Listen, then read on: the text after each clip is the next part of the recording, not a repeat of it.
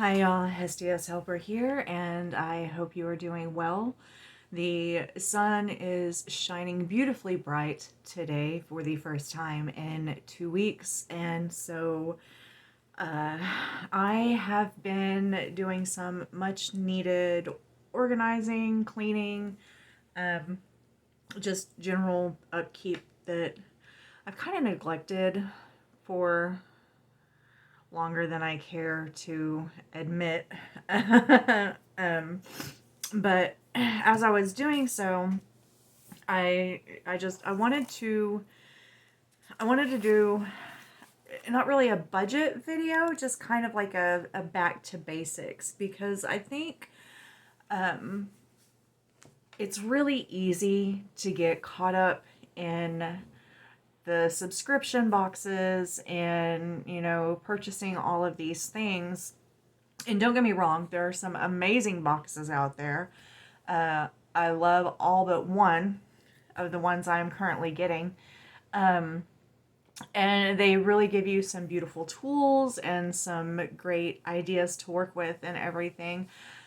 But not everyone is fortunate enough to be able to comfortably afford those boxes. And so I just wanted to go over some things to remind you of the economically friendly things that you can do as a witch, things that sometimes I think we forget about when we're watching these videos, and it kind of brings us back to the basics.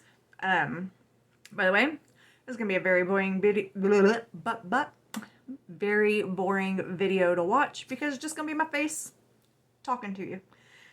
You might see me take a little drunky drink every now and then. It's nothing good. It's just blackberry ginger ale.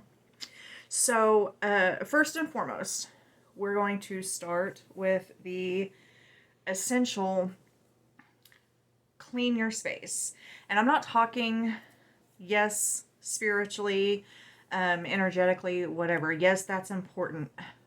But physically, clean your space, because first of all, it just raises your own vibrations. It makes you feel better. It keeps you in a better mood, and your energy level is higher.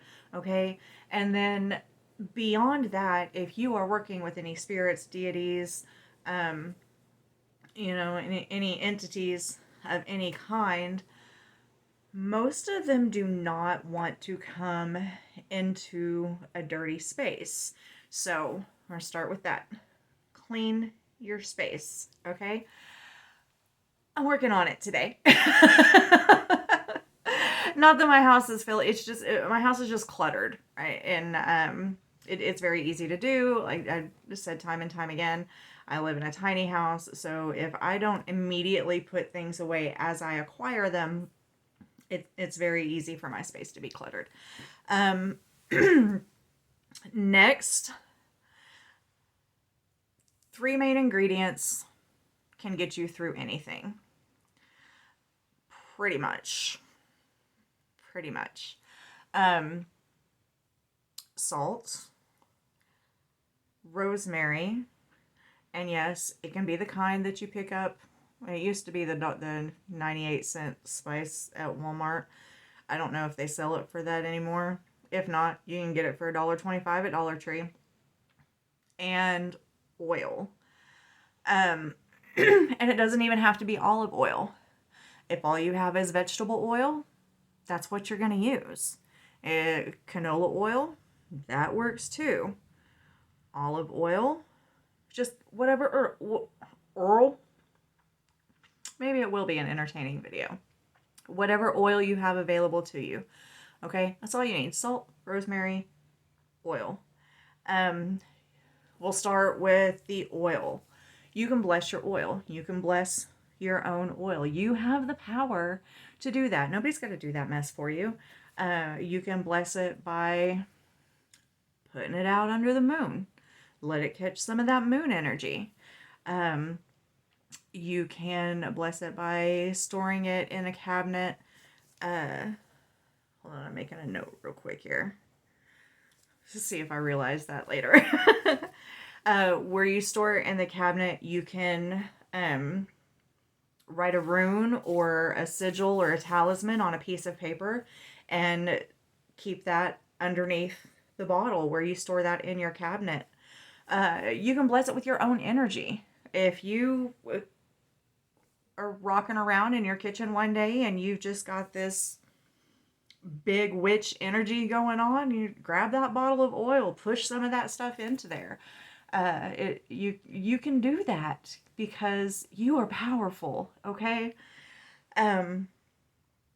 Rosemary is kind of like the clear quartz of the herb world. It will substitute in a spell for almost anything. Almost anything. Be sure to do your research. Flavor wise, if you're cooking as a spell, rosemary is not going to replace the flavors that you need, but spell wise, rosemary works. And salt is fundamental, and it represents so many things: protection, cleansing, purification. You can charge your salt to salt as a spice. It adds flavor, so you can put it in a dish to increase the energy and to add power behind it. So salt, rosemary, oil. That's 3 basics. That's all you need to start with. Your tools, and mainly, I am mainly a kitchen witch, so I will be talking mostly about kitchen witch stuff, but you can take this, how it applies, and, use it on your garden tools or whatever. But, so, your cooking tools. I have a few that are set aside as my magic tools. I have, sorry, that ginger ale pretty bubbly. I have a wooden spoon. I have a certain knife, and I have a certain set of measuring spoons. Everything else is pretty much universal. But these are the 3 things that I need if I'm going to be actively putting magic into a dish, or if I'm going to be using them to concoct various spells or whatever. So bless your tools. You can bless your tools with the oil that you've blessed, or any other type of blessing oil that you have. Now, if it is something that you are going to be using to cook, then make sure it is either a food safe oil, or it is, you anoint a part. You don't have to anoint the whole thing. You can just like touch a part of it that will not be coming in direct contact with the food, and that will bless the tool. But some people like to slather their anointing all over everything. I do that with my wooden spoon because it needs oiled occasionally anyway. Wooden spoons dry out, and if you don't take care of them, they get damaged. You can also draw a rune or a sigil or a protective element somewhere on your tool. Again, if you're just using a regular pen, pencil, marker, whatever, make sure that you're doing that in an area that's not going to come in contact with the food, because you don't want the ink leaking into your dish. If you have access to wood burning supplies, you can burn your symbols into it. If you have access, if you have a Dremel, you can carve, whatever you have available to you. If it's just a pencil and it's only going to last the one time, that's fine. You did it, okay? So bless your tools, and feel like there was something that I didn't write down that I wanted to say there, but whatever. Um, Keep them in a sacred space, whether it's if you're fortunate enough to have enough cabinets or drawers that you can keep them all in this one specific area where nothing else is kept, do that. If you're not and you're limited on space, just take a certain cloth, a special tea towel, something that you have blessed and anointed with your magical energy, um, and just keep them all folded up neatly in there and stick them in the side of your drawer. I'm using a tea towel that used to belong to my dad. Um, it's not a pretty tea towel. There's nothing special about it. It's black with some white pinstripes. There's a few bleach stains on it, but it has meaning to me, and so that's what I'm using. Um, I have a blessing here that I will write in the description box below. Just a small blessing that you can use to bless and ask those tools to assist you before you store them. And then again, well, the way it's written, you don't have to do it again when you pull it out, but just bless them before you put them away so they'll be ready for you the next time. I firmly believe that kitchen witchery is the easiest witchery there is to do. Because when it comes to cooking, you don't even have to cook to do kitchen witchery. If you're making a sandwich, draw a rune, sigil, whatever, in your mustard, mayonnaise, ketchup, whatever it is you're putting on your sandwich when you're making your sandwich. If you're heating up a can of soup, when you stir that soup, stir your sigils into the soup. Stir it clockwise to attract things as you speak over it. Stir it counterclockwise to banish things as you speak over it. And that's another thing I forget because I don't like talking out loud to myself, but you have to use your voice. You have to communicate with your tools, your ingredients, and the spirits or energies or deities around you to let them know what their job is. So nobody's watching anyway. Your kids already think you're crazy. Your husband knows you're crazy. Your spouse or whatever. They just talk. One thing that I haven't heard anybody else talk about, but I've started doing. Bless your refrigerator. Take a stick of incense, light it up, waft it around all inside of there, clear out any type of stale or negative energies that might be affecting your food. You would think that's a weird place for energies to hang out, but listen, better safe than sorry. I don't know who all touched whatever jug of milk before I put it in the fridge, and I don't smoke cleanse my stuff from the grocery store, so just go ahead, waft some incense around in there. You can take your blessed oil and you can run it around the rim of the door, and bless your refrigerator that way. You can, most of us keep a box of baking soda in there.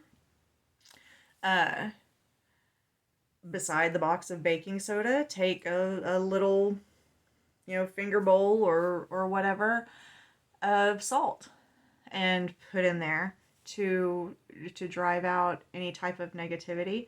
You can mix the salt with herbs and have it draw prosperity to your refrigerator. Alfalfa is a good one if you have access to it. But again, rosemary, a little bowl of salt and rosemary, put that in your fridge, and speak into it. May this refrigerator always be blessed with an abundance of healthy, nutritious food for me. Sorry, I got some spirits speaking back to me back there. If not everybody has enough crystals just laying around to throw one in your fridge, but if you do, put a crystal in your fridge. Make sure it is a water safe crystal, because sometimes refrigerators get kind of humid and you don't want them to start to break down. Also, going back to the salt, make sure that you're changing it out regularly, because again, the humidity in there, it'll cause that salt to start crusting up, and you just kind of want to keep it nice and fresh for it's essentially an offering in there. But crystals, you can take a clear quartz, charge it with whatever intentions that you're asking, and just put it in the back of your fridge somewhere out of sight. Take it out every now and then whenever you do clean out your fridge, and freshen it up or whatever. You can do a piece of aventurine. How do you say it? Spell it out phonetically for me down in the comments. But put that in there for wealth and abundance to visit your fridge. If you are trying to lose weight, if you're wanting to eat healthier, put a piece of obsidian in there and ask it to help banish any cravings for unhealthy food that you have been having. Again, all thoughts and opinions are strictly mine. I do not guarantee any results unless they work. You can draw, again, a sigil, rune, talisman, or whatever. Tape it up in the back of your fridge. Put that in there. People say sigils are supposed to be burned in order to work. So another alternative, write it on the paper, burn it, mix it with your bowl of salt, put it in there. There's all kinds of things you can do. Okay. And then I'm going to touch on laundry too, because laundry is just a chore that we do sometimes. And I think we forget that we have the power to affect our whole world by the clothing that we wear. Okay, not only is there color magic there, but they're usually made of a fabric that retains. You know how your clothing retains the smell from the bar or the nasty gas station, or it also retains energies. And this kind of goes along with kitchen witchery for me, because my washing machine and dryer are in my kitchen. So start simple. Again, we're going back to salt. I do not recommend putting herbs in your laundry unless you've got them in a very securely sealed sachet mesh type bag or something. But salt. Take a handful of salt when you start your cycle, and spread it in there. If you have a top loader, it's easier, but you can still do it with a side loader. Sprinkle it in there in a clockwise motion.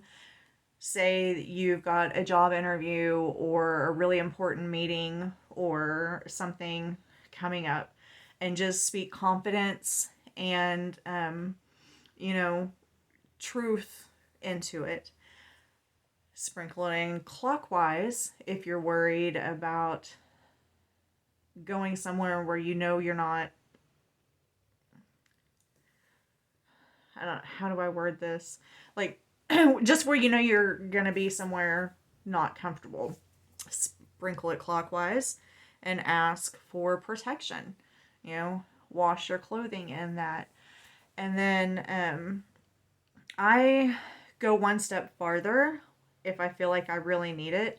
I make a tea out of, mine's actually rosemary and hyssop, but if you don't have hyssop, rosemary works just fine. just make a tea out of the rosemary and let it cool off. Put it in a spray bottle, and I'll spritz my clothing with it and then iron it to kind of seal those protective qualities into your clothing.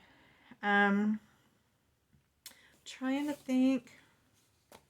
I don't know. We're sitting at 20 minutes, so I think this is a good place to start. Like I said, I'll put the like the kitchen tool blessing down in the description notes below. If you liked what you hear, don't forget to hit that like button. You don't have to subscribe because, you know, whatever, but I do appreciate y'all if you do. That being said, you know, again, I tell y'all all the time, you are all the magic that you need. Anything else is just frills. Okay? Love y'all. Bye.